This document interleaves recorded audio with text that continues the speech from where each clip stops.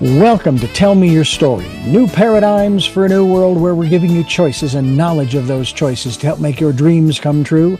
We are here 9 times a week, Sundays at 7 a.m. and 7 p.m., Monday mornings at 1 a.m., Wednesdays at 9 a.m., and Monday through Friday from 8 to 9 a.m., streaming live at all those times at richarddugan.com. We are on SoundCloud, iTunes, TuneIn Radio, Spotify, Stitcher, Player FM, as well as YouTube, where you can watch these conversations. I hope that you will take time to subscribe and click notifications so that when a new conversation is posted, you'll be notified and you'll be able to tune in, listen in, and learn, be entertained and inspired. A reminder that Choices, which is my book, 5 Steps for Life, it's available on Amazon.com in paperback, hardcover, and Kindle with Audible, soon to be released. We also ask that if you can support the work that we are doing financially, we do have a PayPal account. It is there for your security as well as ours. And when they ask for an email address to whom you're sending, please go to richard@richarddugan.com. That's the email address. If you go to richarddugan.com, there is also a link directly to PayPal so that you can send us whatever support you can. And we thank you to those who have helped and to those who will help. We also ask that you take time during this decade of perfect vision, the 2020s, to go within to that quiet, peaceful, calm, still place and listen to that still, small voice. And with that, we now take you to our very special interview and guest here on Tell Me Your Story. And welcome to Tell Me Your Story, New Paradigms for a New World. I'm Richard Dugan, your host. Thanks so much for being with us. And our very special guest, her name is Aymie Daniels, and we're going to be talking about a lot of very interesting things, including the name of her website, which I find fascinating, and her book.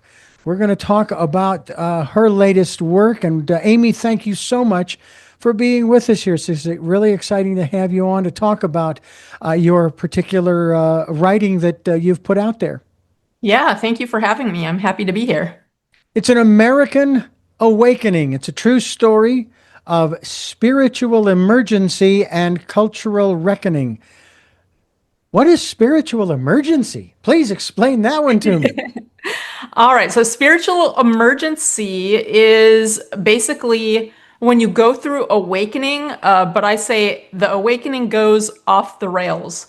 So the description of this, I believe, says, what if peace and enlightenment doesn't look that way? Instead, it looks like crisis and confusion and chaos. So that is basically spiritual emergency. So I know that people go through awakening or spiritual emergence where it is a little bit gentler, but there are times where it is not gentle at all, and that is a spiritual emergency. This actually was not made up by me. So in the 1970s, Stan and Christina Grof are the original people that coined that phrase. So they're kind of I think the pioneers of recognizing when these experiences there's something profound underneath when a person is going through that. Typically they recognize it even if they can't explain it. And it ends up transformative rather than degenerative, but it will fall under all kinds of different labels in mainstream mental health. Well, of course, that's kind of what we're talking about, obviously. And I don't know about you, but of all of the downsides that have been expressed to me regarding the lockdown and COVID and so forth, the one upside is that we're actually having these conversations about our mental health and wellness, and we are destigmatizing the whole conversation. And I do this on many programs when we're talking about mental health. I put the question out there to you, the listener, and to the viewer. Raise your hand if you can, if you're in therapy. And I'm in therapy because this program is my therapy. So, Aymie, I hope you don't mind me utilizing you in that regard as we go through this program. But Okay. I really do believe that we are better off in regards to these kinds of things happening. And again, we could go down the laundry list of those things that everybody hated about the lockdown. As a matter of fact, I thought, based upon what we were asked to do, I thought if we would just do this for like, oh, I don't know, uh, a month, maybe two, if we would just follow these guidelines, are so simple, wash up, mask up, and step back. That's how I phrased it. We'd be done in maybe a month, maybe 6 weeks. But unfortunately, a lot of people decided, no, I'm not going to let the government tell me what to do. And I'm going to exercise my First Amendment rights. And I responded by saying, well, I am exercising my First Amendment rights by caring about other people as well as myself.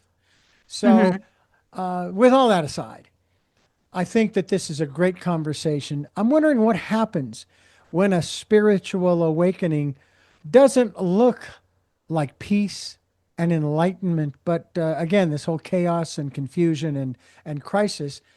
Because I have been hearing people talk about the events that are going on in our country as well as around the world, just noting what happened on October 18th and so on and so forth. And that's just one of the many things. Then you have you have Mother Nature then throwing a bunch of stuff at us with hurricanes and wildfires and all of these different things.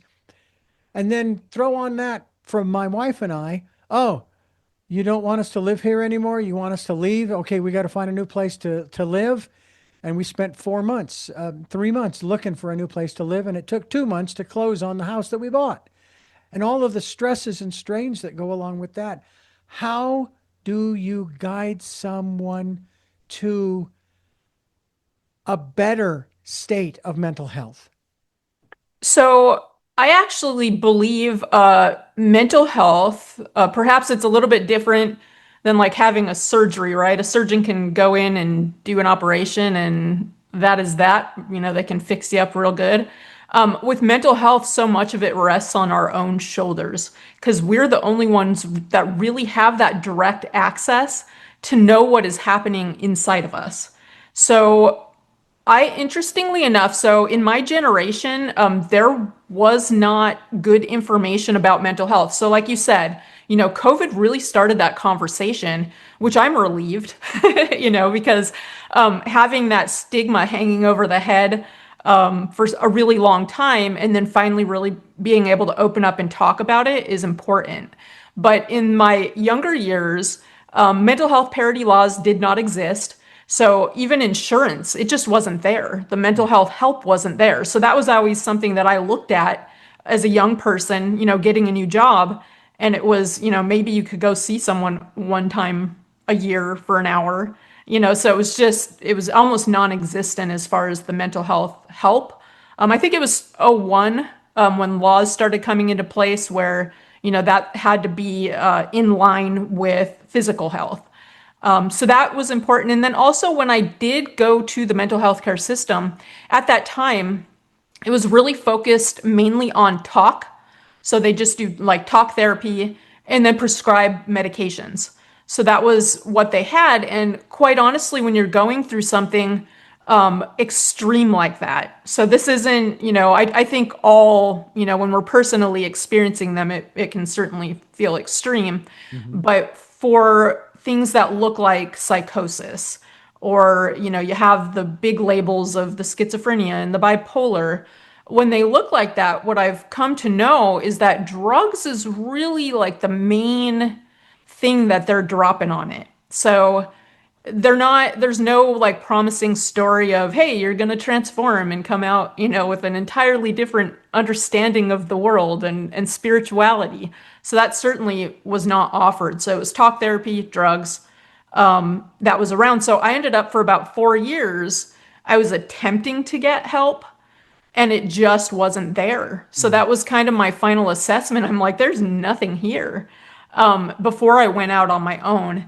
And I think that, there had to have been a combination of some real luck involved and appropriate guidance showing up in different ways. So I feel that I'm lucky. I'm really lucky that these things showed up that brought me out the other side. I understand. So there was Ram Dass, of course, pretty famous spiritual teacher, who his belief was that we are all that Christ consciousness. Hmm. And then he had a brother that was actually in a psych ward that believed that he was Christ, right? So the one and only. He said the difference there is when you go through that awakening and you try to bring your ego with you, right? Huh. So, and then I ended up, my early times when I was awakening, I believed like I was this prophet, because I was going from 0 to 100 in like spiritual awakening, and I had no appropriate guidance. So, quite honestly, I don't even think it was irrational for me to think that. But what happened was I started running across other people having these same experiences. And there was that realization at one point where I was like, oh, this is something that happens to people, and that started to crumble that, grandiose, like I'm the one, so all that started crumbling just by luck or guidance that I had it start happening to people around me. So that was really important. Mm, Yeah, I do incredible. have kind of if you're interested, I can give a recap for listeners. Like, it's from Stan and Christina Grof, what they pinpoint as things to look for when it might be more of an awakening experience than just, a straight up crisis. So if you want me to do a recap on that, I certainly will. I'll tell you what, we'll do that in just a moment. I just want to remind you, the listener and the viewer, that we're talking with Aymie Daniels. We're talking about her latest work, An American Awakening, and it offers a rare, courageous look into the misunderstood phenomenon of spiritual emergency as we're speaking about it. It's a term first coined by, okay, now I'm going to mess this guy's name up. Um, Stanislav and Christina, uh, is it Goff? Groff. Yep. Grof in the 1970s, which you're going to talk about in just a moment, to describe a transformational crisis with profound psychological and spiritual implications. We're talking with Aymie Daniels. I'm Richard Dugan, Reverend Dr. D. This is Tell Me Your Story. We are talking about mental health and wellness. We're talking about spiritual, what's that word again? The spiritual Emergency. emergency. Do I call an ambulance for that? I mean, if it's an emergency, I should get the first responders over here right away and get those paddles out or Oh, something, goodness. something like that to fire things up. Folks, what happens when a spiritual awakening doesn't look like a peace and enlightenment and just looks like craziness, chaos, and confusion and crises? And one of the interesting things, Aymie, is with what my wife and I have gone through in the last few months, and I've talked about this on the program before. I've had to hold in my emotions, because I'm the one that has to take care of things. Not because I'm the male, but unfortunately because my wife has been, and she's getting much better these days, has been having poor health. We believe it's been due to a black mold at the place we were renting that has affected her. But she has now moved into this new house. We've been here for a little over, well, since the 12th, let's put it that way. And she's doing a whole bunch better. I mean, just it's Oh, incredible great. the turnaround. So I've been handling all this stuff, and I would tell myself, look, you don't have time to grieve over the loss of your home over 19 and a half years. You don't have time really to grieve over the loss of your dog back in June. You don't have time to spend a lot of time in your emotions because you've got too much that needs to be done. And you're the only one that can do it right now. And again, I am not by any means am I blaming my wife or anybody else. I am not a person who believes in victimhood. Okay. But I knew what needed to be taken care of. And if I didn't do it, it wouldn't get done. And we'd still be packing today. Unfortunately, I did get some assistance, some help and support in that regard. But isn't that part of the issue? Part of the problem is we have we have an emotional spigot, Hmm. but we refuse to turn it on, and we make all of the excuses in the world, as I just shared, for not turning it on. And it's not like it's going to take a week or a month, we hope, but you need to open it up and at least release some of that pressure, right? Absolutely. And I think it's a lifetime. So open the spigot. and now it's a part of your life, right? So it's recognizing and processing your emotions. And also what you're touching on there, I think is really important, is I think that men in particular do receive those messages. So no, like not victimhood, but there's absolutely a very strong social message for men as far as be a man, don't cry, to try to almost remove that emotional aspect for them. And we're all human. Men are human, so we have those emotions, and stuffing them, it comes back in some way, whether it's addiction or anger problems or whatever it is, it comes back. So we can't. So for me, it came back, but just really early, right? So that was one of the realizations that I had, is that I don't get that luxury of not processing my emotions, which is, it's one of those things that it enhances your life. So yeah, I can't do that because it'll malfunction, but I have to do it, which gives me really a much higher quality of life, because that's a part of my daily. So processing those emotions, it's so important for us to look at it, to recognize how you're feeling, to understand that your thoughts make up emotion. So you might be able to initially identify that emotion, whether it's, anger, jealousy, or anxiety, but it's constructed of thoughts. So there's a whole world behind those feelings that you feel. And to me, that is the processing, is for you to understand those thoughts and oftentimes reframe them. So if it's something that your thoughts are resulting in rage, you got to reframe how you're thinking about a certain situation.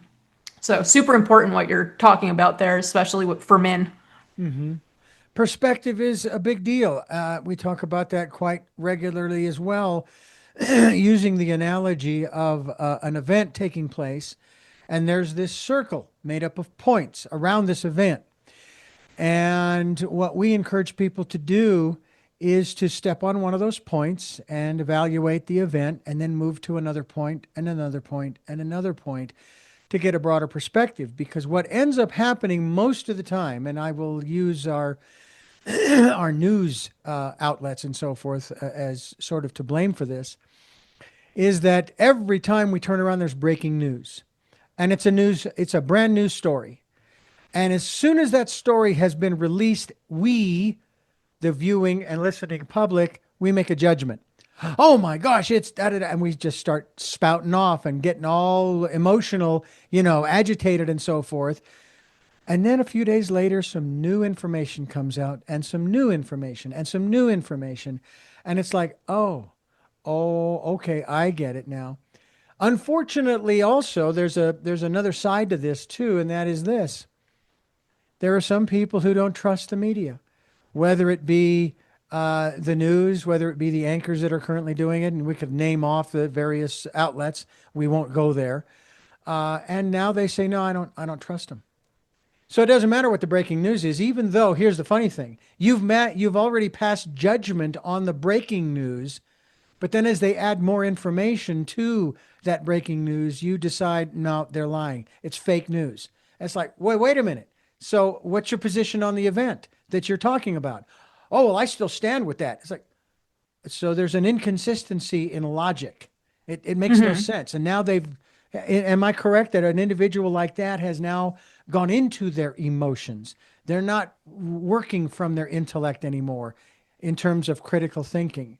I And agree with that, but I also think there's a point. Like there was something that I had Mhm, found online mhm. where it lists out all the different news outlets, Yeah, and it names their position. sure. So there are some news outlets that are considered centrist, where they're reporting news, Hmm. and then, it starts to be where we're looking at left wing or we're looking at right wing news. Interestingly enough, I used to go to this gym where I'd work out, and on one television, it would have Fox and the other would have CNN. And it was so interesting to me to watch the news presented by the different outlets, and that it is pretty vastly different, like how it's reported. Hmm. So I think that it's really important that we try to seek out. I think there were people that were talking about Dan Rather. Like people miss the days when like Dan Rather reported the news, Hmm. that it Right. wasn't there was no spin behind it. He was telling us the news. So I Right. do think we have to very consciously try to seek out and make sure that we're getting something that doesn't already kind of slant it one direction or the other. Of course, there was also very early on there was Walter Cronkite and many others even before him, and we trusted the information that we were being given. And to me, to be a journalist or to be someone disseminating information in general, to me that is a sacred duty to provide accurate information and not playing the name calling game, not playing the spin it game, you know, and so on and so forth. And it's really unfortunate. And that's just one area. But now you could even go into the medical field and do the same thing. I Hmm. even question my doctor. I say, okay, I understand that there are standards. Okay. In general, the typical blood pressure should be 120 over 80 or something like that, right? Whatever the standard is, right? But then what about the individual? What if the individual's normal, healthy blood pressure, let's say, let's 135 over 92 or something along those lines?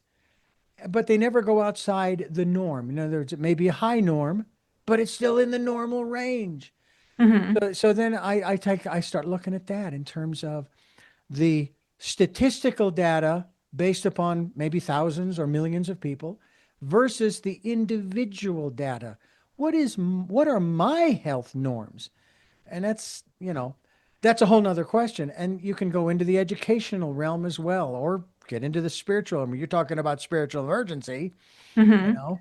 Yeah. That's another area that we could go into too, because we are trusting the people up there in the front to be telling us the truth about the spiritual realm, faith and God and all of these aspects. But there are so many people like my parents. They still believe in God, but they have no use for organized religion.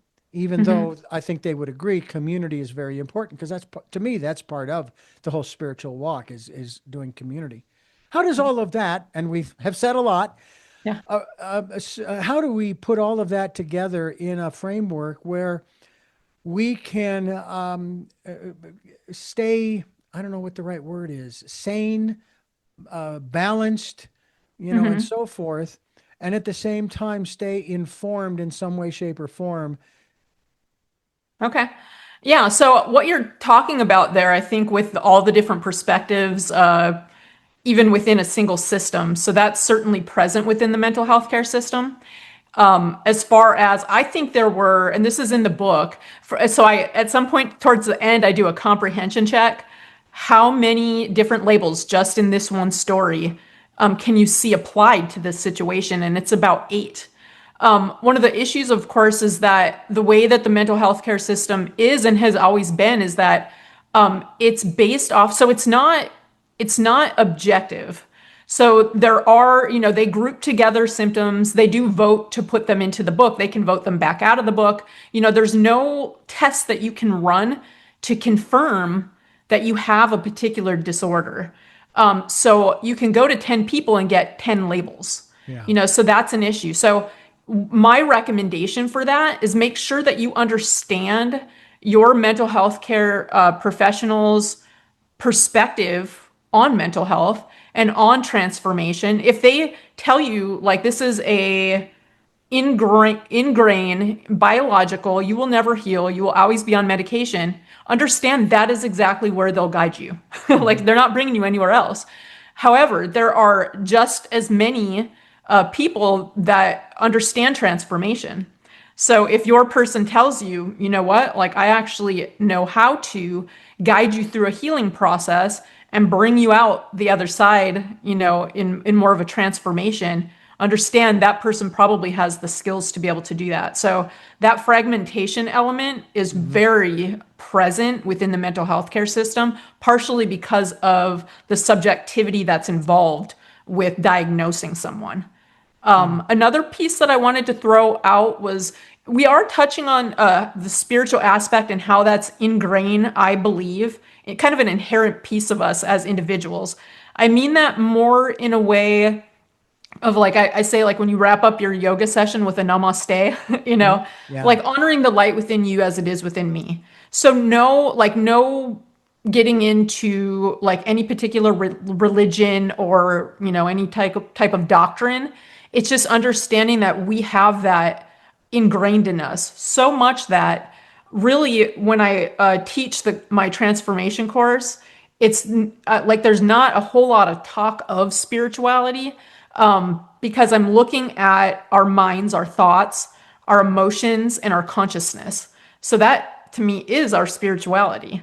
How it presents. Of course, in a spiritual emergency, you're going to be looking at things that are a little bit more defined, where you almost have to use the spiritual language because of the presence of, things like such as I'm a prophet or, whatever Yeah. lane you're going down. You can't not address that without discussing, that spiritual aspect.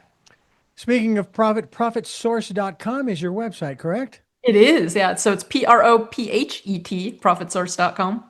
All right. And we will be linked to that website as we continue here on Tell Me Your Story. I'm Reverend Dr. D. Richard Dugan, and she is Aymie Daniels, and she's written a book called An American Awakening. Okay, I can say it. And it's your memoir, if you will, but it's also a sort of a guidebook of sorts, too, for people. You also have available to folks 10 tips for healing and transformation. And I'm just going to share a couple of these. You want to seek out success stories. Now, that is right up our alley, especially in terms of a series that a good friend of mine, Dennis Henson, and I have put together that's on Wednesdays at 8 a.m. Here when folks are listening to the radio, but it's also on YouTube and SoundCloud.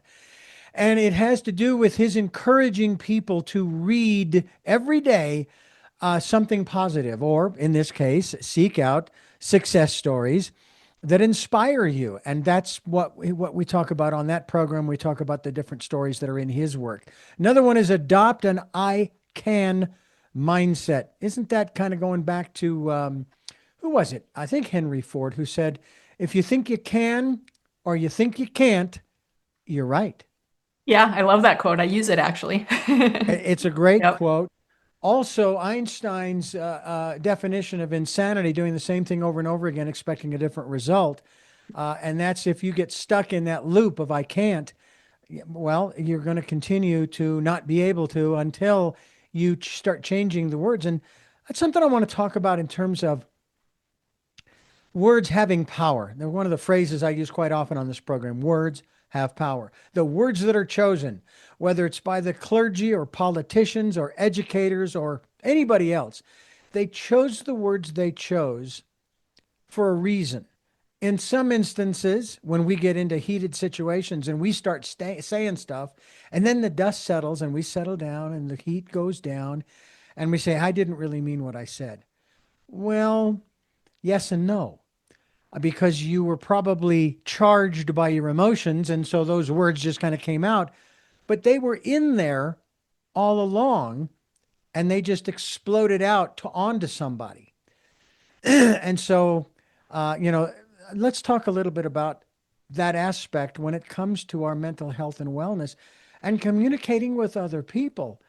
I mean, you know, let's avoid the road rage and all of those different kinds of things. I've seen too many of those short little videos of people going off and, you know, being labeled a Karen, or I believe the male version is Ken. You know, it's Oh like, no. Yeah. I feel let's bad for the Karens and the Kens of the world. yeah, the Yeah. I have an legitimate auntie Karen. named Karen. Yeah. Yeah, yeah.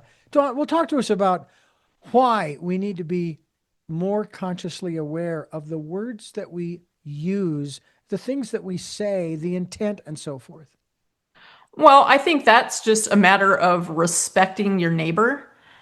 So my one of my things about transformation is understanding that our limited perspective, I kind of consider it a burden, right? We really are looking out a peephole, each one of us. So we can only see so much. So all of our friends and neighbors and the people around us, whether you agree with them, you don't agree with them, that perspective really we have that opportunity to learn from and look through an entirely different lens if we listen to each other and if we respect each other's beliefs. It doesn't mean that you have to adopt the belief, but just hearing that and treating each other with respect.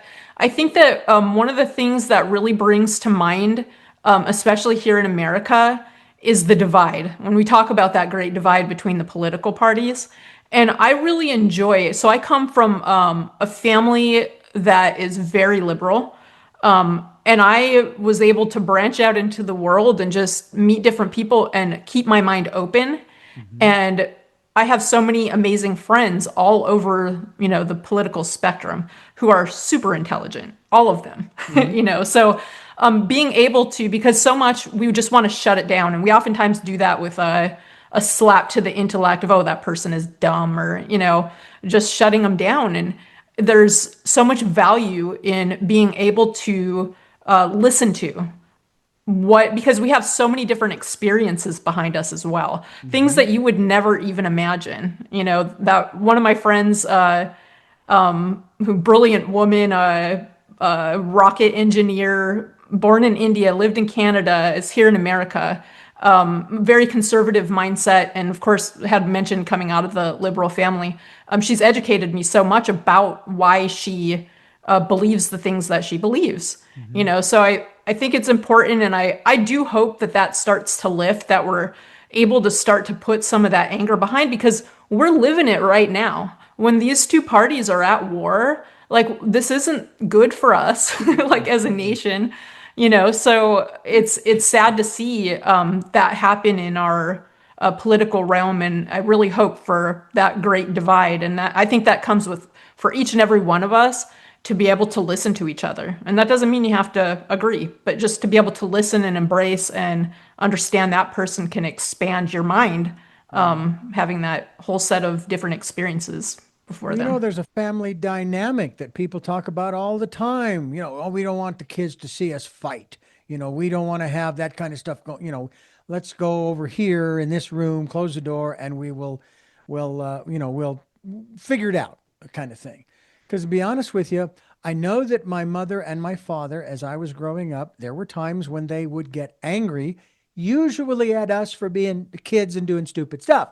But I don't really ever remember them ever fighting over a particular issue, whether it was raising us or, whatever the subject matter was. Um, but I know that they did have their differences of opinion from time to time. However, I do believe that they were both on the same page when it came to their faith, their politics, their education. They wanted us to be as well rounded as is possible. And that's why I remember a wonderful. I was talking with my eldest sister, and she was kind of questioning me on my salvation. And I responded by saying, basically, look, my beliefs of yesterday are not my beliefs of today, are not my beliefs of tomorrow, because I'm still alive and breathing. I'm living, I'm experiencing, I'm meeting new people, I'm having new adventures, etc., etc. And I don't know where I'm going to wind up, which brings me to another phrase that I was given when I was 21 and feeling, oh, just a little bit haughty. I was thinking of myself as too important. And someone said to me, it is better to begin in doubt and end in certainty than to begin in certainty and end in doubt. And I have taken that to heart. Um, I even had an interview where we were chatting. The gentleman shared his perspective. I offered not so much a counter, but an expansion and an explanation from my perspective. And he comes back and he says, yes, but, and da da da da da da da da. I pondered that for a few seconds and I said, well, there goes another one of my straw huts up in flame, and I'll burn them all up. Okay. Yeah. Start over if that's what it takes to better understand me and the universe that I live in. And that's where So we you live. have the student for life mindset, and that's something that I encourage. And I try to proceed that way as well, just always never being the expert of all, but being that student and always trying to learn from experiences and other people. And yeah, I Well, like we're that. Well, we can learn from you, especially through your book, An American Awakening. Aymie Daniels, my guest. Profit Source is the website. We'll spell that out in a moment, and we'll be linked to it as we continue here on Tell Me Your Story. Our conversation is around mental health and wellness. It's also around the story of Aymie Daniels, author of An American Awakening. And when was it that you realized, I need to put this down in, even if it is metaphorical print, and share this because it's too important to keep to myself? Well, not too long ago, because I would say a couple years. So it came to the point where, especially if you're looking at the beginning of the story, the transformation is quite dramatic. So what I went through, where I came from, uh, and then versus where I am today, it's a pretty dramatic change. So I wanted to share what I had learned. So that came to wanting to share the story. And then the elixir, of the hero's journey, the portion of the learning that you share with other people when you've come through something like that. So that was the main part, is that, I want to teach that. So I think it's important to put that out there. It's important, I think, for other people too, but also just a part of my own growth healing service. That's why I wrote that down. So Mm, I'm happy to do it. It was a very, I feel like we should all have that where we could exchange, you meet a new person yeah. because we come with such a backstory. You meet a person and you never know what they've come through, or, the story that's behind them. So I think it'd be really fun for each of us to have to travel around with our memoir. I would agree with you. My book Choices, 5 Steps for Life it's sort of a memoir of sorts, but it's also sharing the process that I shared with my wife, my present wife, when she went through cancer in 2001, or cancer treatment, surgery, and then chemo, which I wouldn't wish on my worst enemy if I had a worst enemy. Um, and it goes through the steps, and one of them, of course, number one is make a choice. Number two is match your words. This goes back to words having power. Match your words to your choice. And my wife going through this process, and I was aware of all of the different stories and scenarios and so forth when people have this disease or what have you, and some of them don't make it because they don't want to. So that was the question I start the book with. Do you want to live or do you want to die? I may not like your choice, but I'll support you in it. And um, the process of choosing words, and that's why it's so important when you're reading or listening to things. That's another aspect of maybe step 3 or 4 is our personal input and what we're taking in that supports us. But the question I have is, are you choosing to take in stuff that might even be counter to what you think and believe and know and so forth, to kind of balance things out and maybe learn something, educate yourself? Aymie, we have this giant smorgasbord table. Your work is now on that table. Yeah. And we encourage people to come to the table and pick what resonates with them. Don't pick something that doesn't unless you're up for the challenge. But come back and get something else. Try something new. Try something different that maybe didn't resonate before but does now. How do you encourage people in the work that you do do that? To open their minds and their hearts, especially to consider. And it's like you said earlier, it's not like you're going to adopt what it is that you're reading or listening to. It's just that you're considering all of the possibilities that are out there. Well, I think that my story is an inspiration. So again, looking at from the beginning Mm-hmm. what happened and where I came from, it goes pretty dark. It's a pretty dark process that happened in the beginning, and then coming out the side and becoming a professional financial advisor, and I have a degree in natural medicine, and I don't think that. That a lot of people would look at that beginning story and think that it was going to end up okay. and better than okay, really. So the story itself is absolutely an inspiration. And I want people to know that, to understand that transformation is possible, that you can come from such a low point and create an absolutely beautiful life of your dreams. So just for people to understand, and that's why I look at the I can and looking towards those transformational or inspirational stories, because there's many people, if you look out into the world, that you can find inspiration stories that have achieved what you want to achieve. So, of course, if you're sitting with someone who tells you you can't, you won't, this won't, you want to shuck that off. Yeah. Get rid of it. Go find the inspiration stories because you can. Like, we are so capable, and we haven't, I don't even feel like we've tapped human potential. We don't have a strong understanding of our minds, which is why we struggle with mental health. I actually think that my entire process is a self-awareness. So that is how I healed. It was eventually that I was just my self-awareness continued to grow, continued to expand. And at that same rate, I continued to heal. So it was as I understood how this mind works and how these emotions work, I continued just to go up, up, up, up. So, interestingly enough, my process, the elixir at the end, when you were talking about your 5-step process, Hmm. it's five. So it's 5 steps that I teach. So it's transformative, but it's identifying location of thought and emotion. So just as simple as where do you think, where do you feel, know where those things happen inside you. And then boundary settings, which I say regulating relationships and connections, integrating consciousness, which is really about emotional awareness. So we're talking again where your thoughts construct emotion. So that's third step, and then recognizing behaviors of unexamined mind, and then the final is living mental health as a lifestyle. So understanding that it's such a multifaceted thing.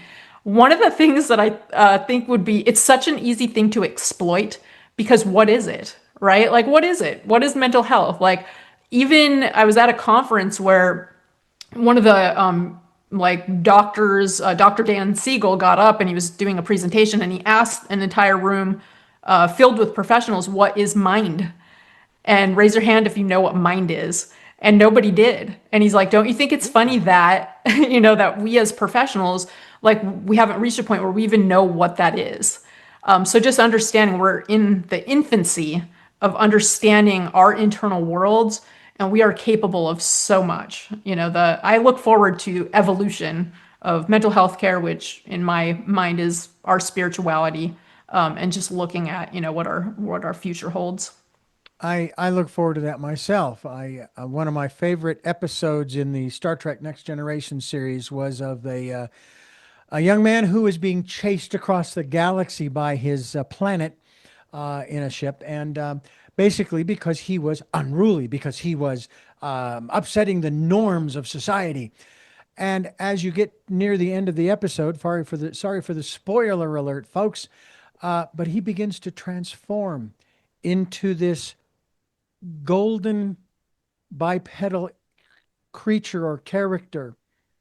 He evolved and he's actually able to go out into outer space without a suit. He can go right through the walls of the ship, right through the hull and so forth, and travel and go wherever he wants. And that was the evolutionary process of his species. But the powers that be, they didn't understand it. They didn't want to understand it because it interfered with the norms of society. And I kind of feel like that's where we are today.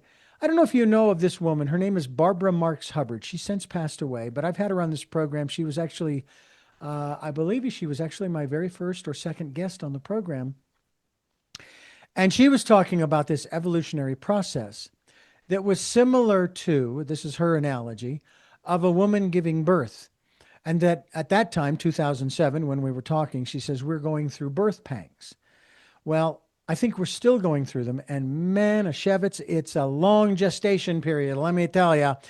But when it's all said and done, we'll come out the other side, so to speak, and hopefully we'll be more aware, we'll be wiser, we'll be kinder, we'll be more focused on the betterment of our society. And I'm not by any means saying that everything is hunky dory, everything's great. No, there's room for improvement, but it's not a trash heap or a hole as is described by a lot of people. It's, they'll talk about a particular city in the United States or a country in Africa or something. Oh, and that's an S hole. You know, it's like, come on. They only can do what they can do with what they have at the moment. You want to go over there and help them so they're not, so you don't perceive them as what you're saying, or the city that you're talking about in this country, or the community in your, the metropolitan, the suburb, different names.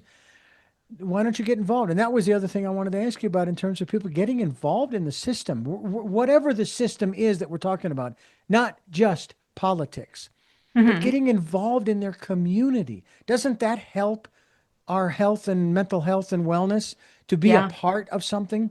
It's funny. It's one of my recommended. So I call it the map.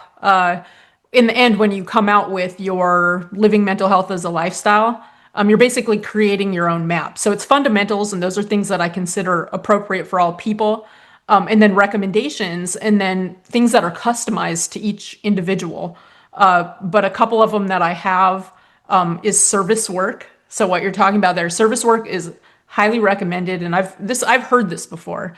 How that makes you feel, like when you go out and you service, fellow people, even when you volunteer, like at a food kitchen, or you're just doing something to help other people. It's very gratifying.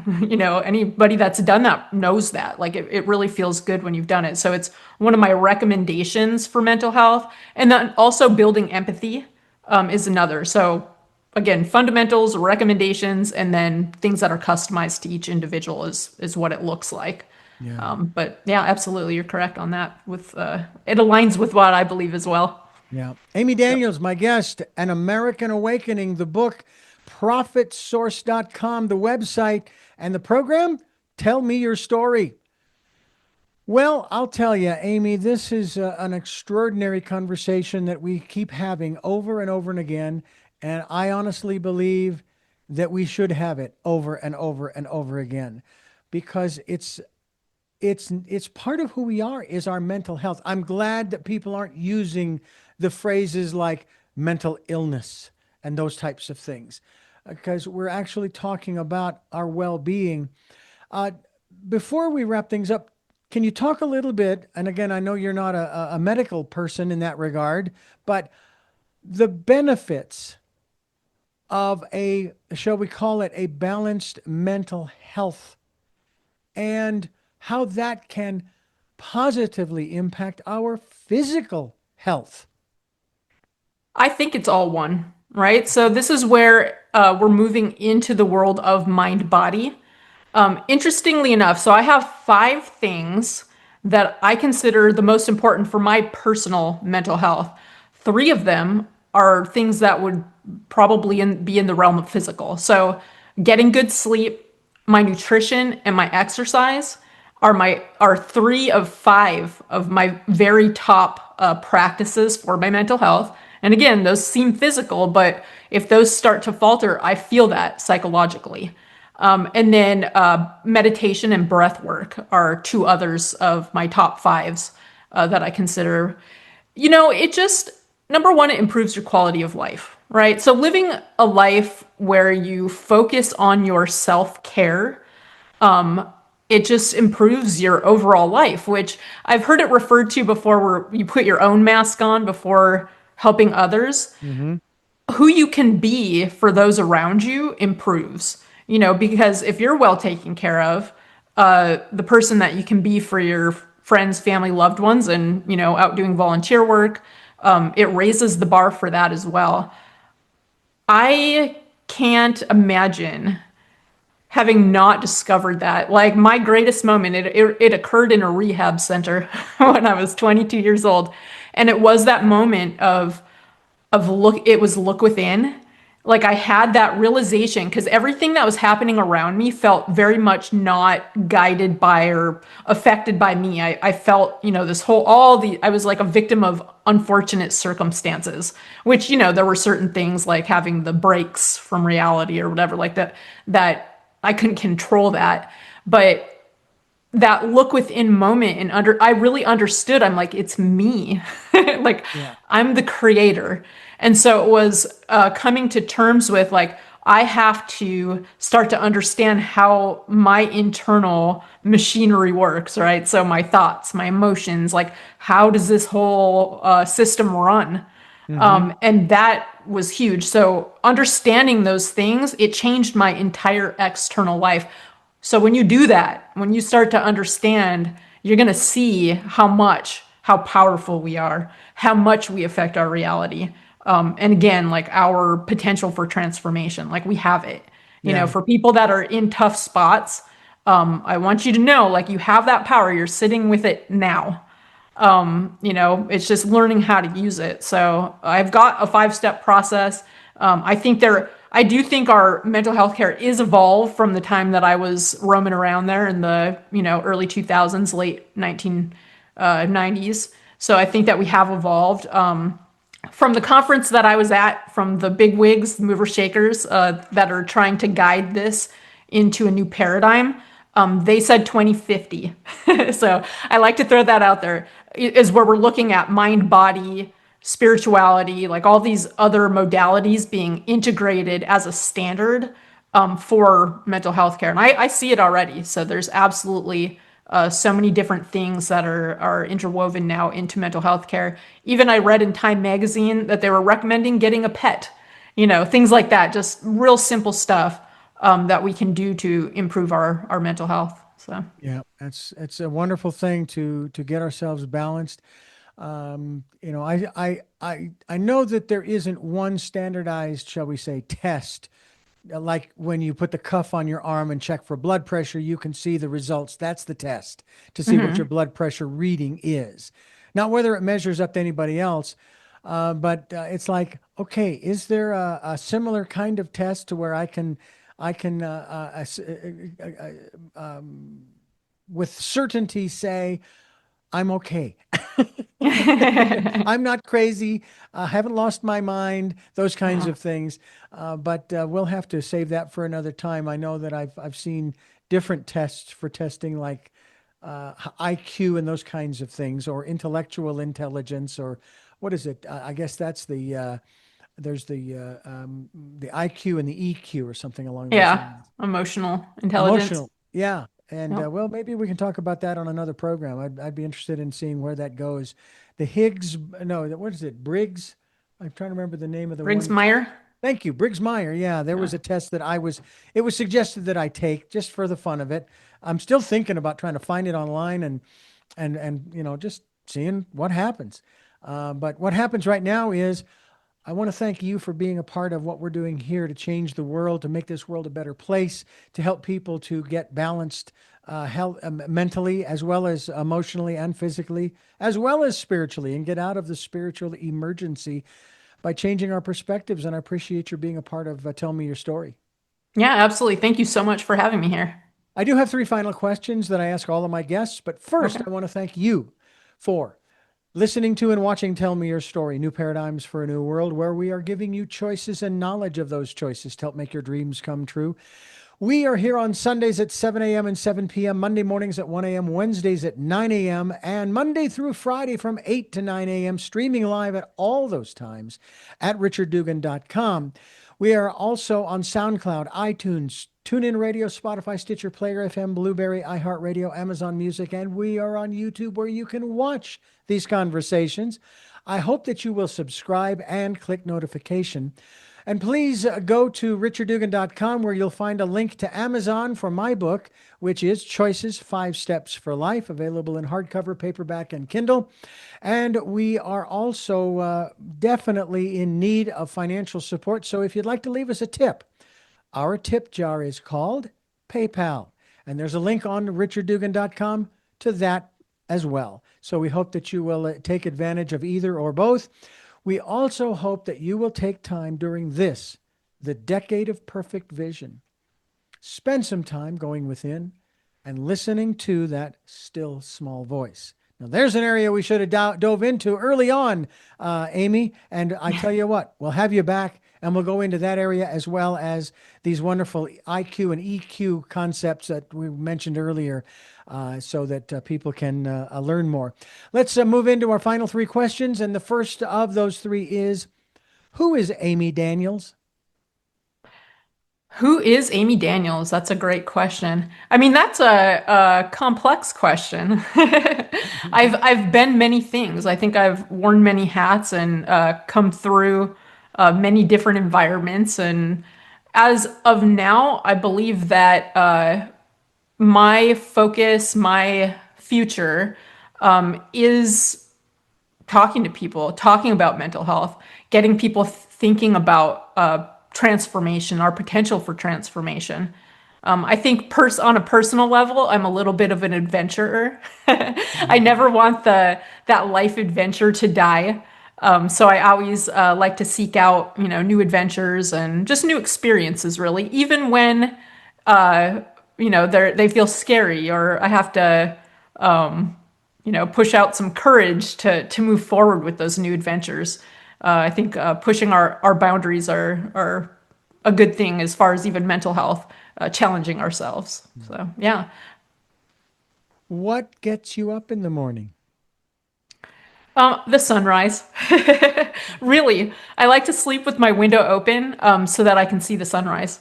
Mm. So I'm pretty regimented as far as my mental health regimen. So it starts with that sun rising and me peeking out my window, seeing that.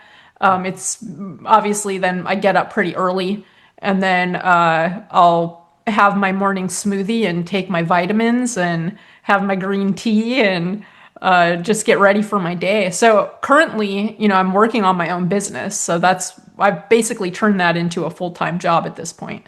So just always building and talking to people and continuing on. But that passion really drives me. Like I feel like you said about the stigma. I don't feel it anymore, and I want to tell you, I've felt that for most of my life. Like the silence surrounding, the story that happened, Mm-hmm. and it's still there. It's still out there in society that stigma still hangs over for many people. So just getting out there and hopefully I'll make a difference. I think the point of it is that you're helping somebody somewhere that hears your story and it makes a difference. So that's really what Absolutely. drives me. Yeah.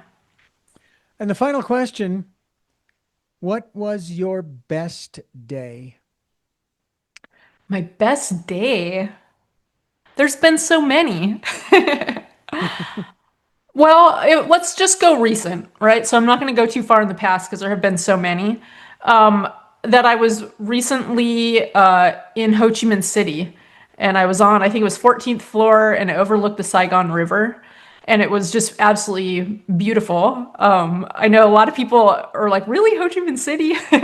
Because it's 10 million people, and but just that new experience. I had never been there before, and standing on my lanai or my balcony, like overlooking the Saigon River, it was just kind of a breathtaking moment of that new experience in a completely different culture. So I'd say that was, a moment that stuck with me. Mm.